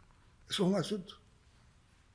Nosotros tenemos que lograr que el municipio se desarrolle, y si se desarrollan los municipios, se desarrollan las provincias, y si se desarrollan las provincias, se desarrolla el país. ¿Y por qué le hablaba de que la autonomía de la empresa estatal está muy asociada a la facultad de los municipios? Porque para que los municipios puedan producir para ellos mismos, aprovechar sus capacidades endógenas, desarrollar sus estrategias de desarrollo territorial y local, tienen que tener ante todo sistemas productivos locales robustos. Y hoy tú le preguntas a un municipio, ¿cuántas entidades empresariales de diferentes tipos y clasificaciones hay en tu municipio? Hay municipios que te pueden decir 20, 30, 40. Y tú le dices, dime cuántas son de subordinación municipal. 2. Por lo general, una empresa agroindustrial municipal, que las logramos el año pasado en todos los municipios, eran de dependencia provincial o nacional alguna, y una empresa de comercio. Entonces, ¿cómo se va a desarrollar el municipio? Con una empresa agroindustrial y una empresa de comercio. Y todas las otras cosas subordinadas a entidades nacionales o provinciales. Todas aportando ingresos a las estructuras nacionales y provinciales. Cuando los procesos se desarrollan en ese municipio. Yo no digo que todas las empresas tengan que ser municipales, porque hay empresas que por sus características, porque producen una producción que es única, o porque tienen determinada envergadura, aunque estén en un municipio, tienen que ser de subordinación nacional o provincial. Pero lo que no puede ser es que la mayoría sean de ese tipo de subordinación. Entonces el municipio, ¿para qué le vamos a dar autonomía al municipio si no tienen en quién apoyarse para que los municipios de verdad puedan generar sus sistemas productivos locales? Lo que van a comer, estamos defendiendo como un concepto que vamos a comer lo que se produzca en cada lugar. Ahora más, si ahora hay menos combustible, la comida no va a poder salir de los municipios para otros. Y hemos dicho, vamos a cambiar el concepto de la canasta. Hasta ahora nuestra canasta ha estado dependiendo de importaciones y de una decisión centralizada. El país que puede importar, y eso es lo que distribuimos de manera igualitaria, no ni equitativa. A todo el mundo le tratamos de garantizar 7 libras de arroz mensuales a precio subsidiado, seas tú un trabajador de una empresa estatal que tiene desarrollo que gana más de 25.000 pesos, o seas de una MIPYME no estatal que gana 60.000 pesos, o seas un jubilado que puede estar en una situación de vulnerabilidad. A todo el mundo así no puede. O llevamos arroz al municipio que produce arroz y le vendemos arroz subsidiado al productor de arroz. Eso es igualitarismo, eso no es equidad. Equidad es cuando le damos a los que menos tienen un poquito, le damos más, redistribuimos para que se vayan acercando y se vayan rompiendo las brechas, sin violar un principio de distribución del socialismo, que es el del aporte. Es del aporte, pero no dejando a nadie atrás. Pero si tú tienes a una gente de este nivel y a este otro, y a todo el mundo le reparte lo mismo, eso es lo que sube, pero todo el mundo. Pero la brecha está así. La brecha es así. Entonces, ese trabajo lo tenemos que hacer, de autonomía de la empresa estatal en el marco también del municipio y de conjunto con la facultad del municipio. Lo que aspiramos que un municipio exporte y genere sus exportaciones, importe, genere ingresos por exportaciones, tenga un esquema para poder invertir en las cosas en el municipio. Y eso va a desatar las fuerzas productivas. Porque fíjense, y entonces en ese concepto de la canasta, si vamos a comer lo que va a producir el municipio, después lo que pueda comprar el país, es para más. Pero no es la gente esperando lo que podamos importar, es la gente buscando, produciendo. Entonces fíjense, si ahora hay un grupo de entidades que como la canasta está centralizada y basada en una importación a nivel central, ¿quiénes están participando entonces en resolver el problema de la comida? Unos pocos. Cuando lo hagamos de esa manera, estos pocos no dejan de hacerlo, pero ahora sumamos a más gente. Y así vamos a sumar a más en toda la dinámica productiva y en toda la dinámica social de los territorios. Y yo estoy convencido que en la misma medida que eso lo vayamos, y con realismo, no pensemos que en todos los lugares nos van a avanzar igual, no pensemos que en todos los lugares nos va a salir bien de golpe, pero vamos creando la cultura y vamos demostrando los resultados y vamos avanzando y vamos corrigiendo y vamos estimulando y vamos compensando también con la redistribución central las diferencias que puedan quedar y los que puedan quedar en desventaja. Y eso nos llevará también a que se cambie la mentalidad importadora. Bueno, hay otros elementos que los que se está trabajando, renegociar la deuda externa que tenemos, las adecuadas relaciones entre el sector estatal y el sector no estatal, aprovechar lo que hemos aprobado ahora de que se pueden hacer asociaciones económicas entre el sector estatal y el sector no estatal, que tanto el sector estatal como el sector no estatal estén dentro de las estrategias de desarrollo local y territorial que forman parte del plan de lo que queremos lograr. De igual manera, aprovechar toda la flexibilidad que hemos dado para la inversión extranjera directa que se anunció por el ministro de Comercio Exterior y viceprimer ministro en la Feria Internacional de La Habana. Y dentro de esos conceptos está cómo promovemos y creamos facilidades y estimulamos la participación de los cubanos residentes en el exterior con proyectos que le aporten al desarrollo económico y social del país. Eso es otro elemento, otra transformación en la que tenemos que trabajar. A estas reflexiones hemos llegado, a estas convicciones hemos llegado, porque hemos visto gente que las han propuesto, las han hecho y lo han logrado. Aquí hay empresas arroceras que no tenían paquete tecnológico para producir arroz y que empezaron a exportar, por ejemplo, carbón o chile habanero o otras producciones agropecuarias, y les hicimos un esquema y con una parte de los ingresos de ellos han comprado los insumos y el combustible para producir el arroz y se han independizado, han logrado autonomía y se van desarrollando productivamente y le aportan más. Y en esos lugares donde se logra eso, en esos municipios, entonces el arroz está más barato. El arroz está más barato. Nosotros tenemos que lograr producir nacionalmente todo lo que podemos producir en el país. Y si vamos a importar algo, importar insumos para potenciar las producciones nacionales. Y solo importar productos de lo que no podamos hacer en el país. Bueno, está toda la prioridad que tiene la transformación energética, la transición energética, que ya la hemos explicado aquí. Nunca olvidarnos de que hay que trabajar en la atención a los vulnerables y que en toda decisión que tomemos, en todo lo que implementemos, hay que ver quién queda en desventaja y cómo compensamos al que queda en desventaja. Y habrá que ir perfeccionando la política tributaria, la política monetaria, el saneamiento financiero y el sistema bancario y financiero que se tiene que actualizar y modernizar para que apoye todo lo que pretendemos hacer desde el punto de vista económico. Y una vez más, insisto en las prioridades, insisto en las transformaciones y los otros niveles en materia de ciencia e innovación, en materia de transformación digital e inteligencia artificial, en materia de comunicación política, institucional y social, y también empezar a desarrollar el concepto de economía del conocimiento, que es la economía que se genera como parte del aporte de la ciencia y la innovación, del conocimiento, y que el país tiene enormes potencialidades para eso. Creo que hablé de prioridades del partido, de transformación y de cómo podemos mover esas cosas. Y la experiencia de los plenos nos da una certeza de que podemos avanzar de otra manera. Presidente, no quiero dejar de devolverle la palabra al más joven integrante de este grupo de periodistas, porque él no tenía idea de que podía hacer 2 preguntas en uno, y a mí me parece que como el más joven del equipo y tiene su pregunta relacionada con el futuro, algo de eso vislumbro. Adelante. Raciel Guaño. Es un joven que nos dimos cuenta en una visita que compartimos con el colectivo de su medio de prensa, que tiene liderazgo ahí, que está proponiendo cosas innovadoras.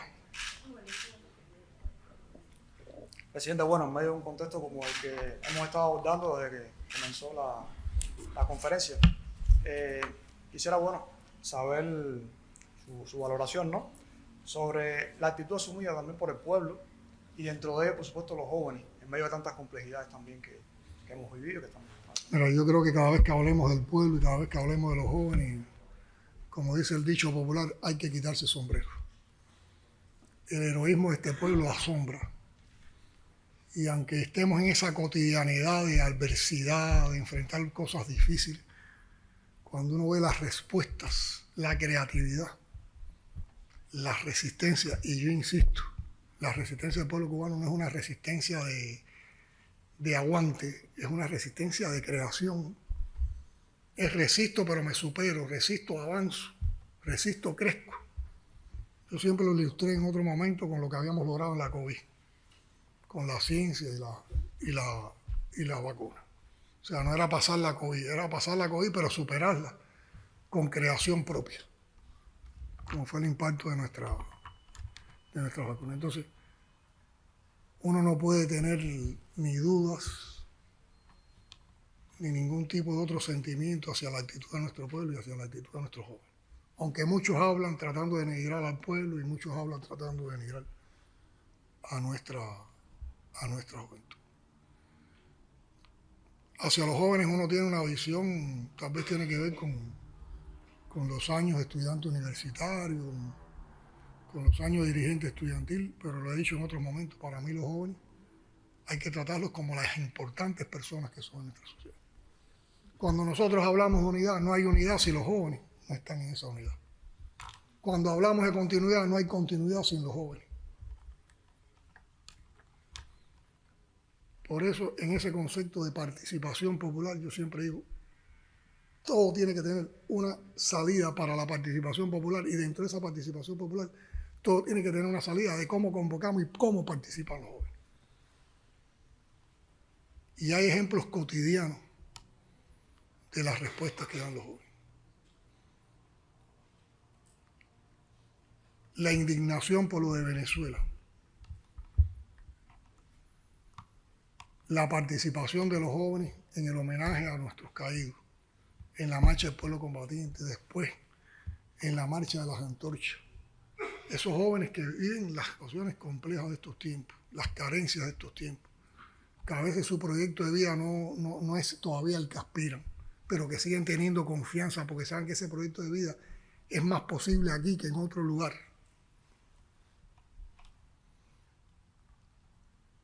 Ya esta generación que tenemos que es más desprejuiciada, que a veces algunos dicen, no conocen tanto, no leen tanto, y cuando uno habla con ellos se asombra del conocimiento que tienen, de la profundidad con que pueden dar un criterio, de la manera en que pueden distinguir un contenido.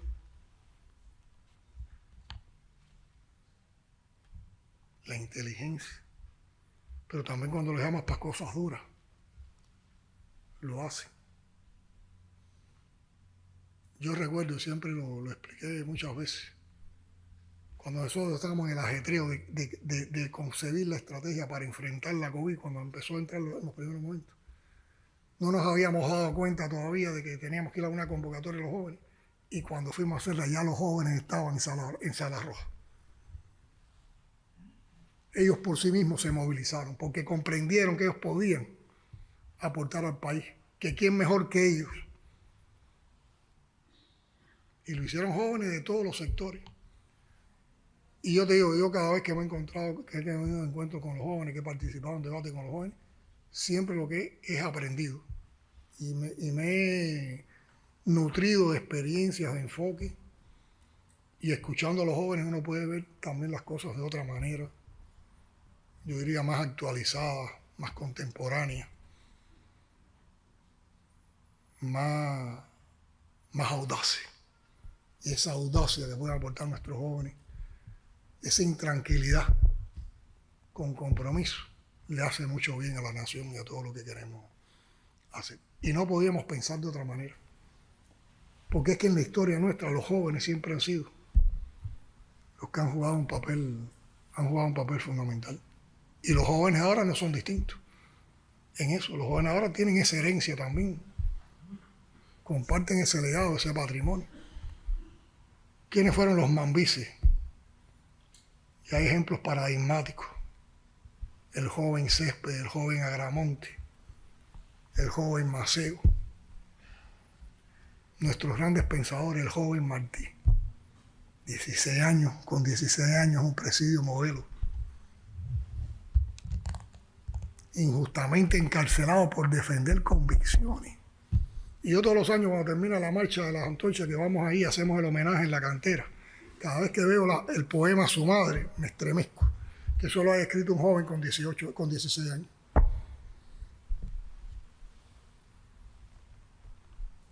y nuestros científicos, quienes protagonizaron la revolución del 33, la generación del centenario, la revolución,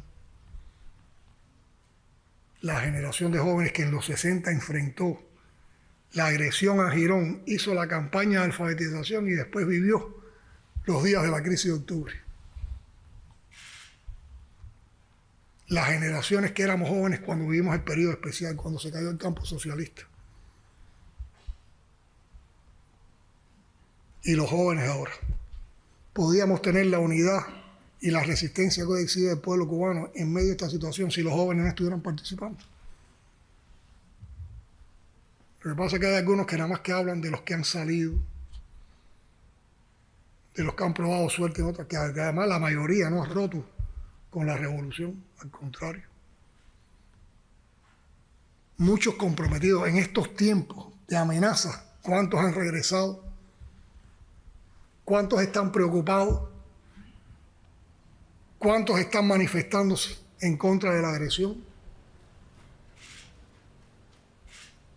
Entonces confiamos en esos jóvenes. ¿Y qué mejor ejemplo? ¿Qué sintetiza los valores de toda esa juventud en los momentos actuales? Los 32. Esa es nuestra juventud. Y son presente y futuro de la nación. Son presente y futuro de la patria. Y hay que cuidarlos mucho. Bueno, presidente, si no tiene algo más, yo decía quedarnos con el compromiso, porque seguramente también hay otros periodistas interesados y el momento, como usted dice, demanda mucha comunicación. En los próximos días, la continuidad de muchas cosas que he explicado aquí, que no he llegado al detalle, se puede explicar dándole seguimiento con otros compañeros del gobierno, del partido, sobre todo con las cosas que discutimos hoy sobre el tema energético, que yo sé que es una de las cosas que más preocupa a la población en los momentos actuales, porque incide mucho en la vida cotidiana de todos. Y a ustedes agradecerles el encuentro, el tiempo y la paciencia.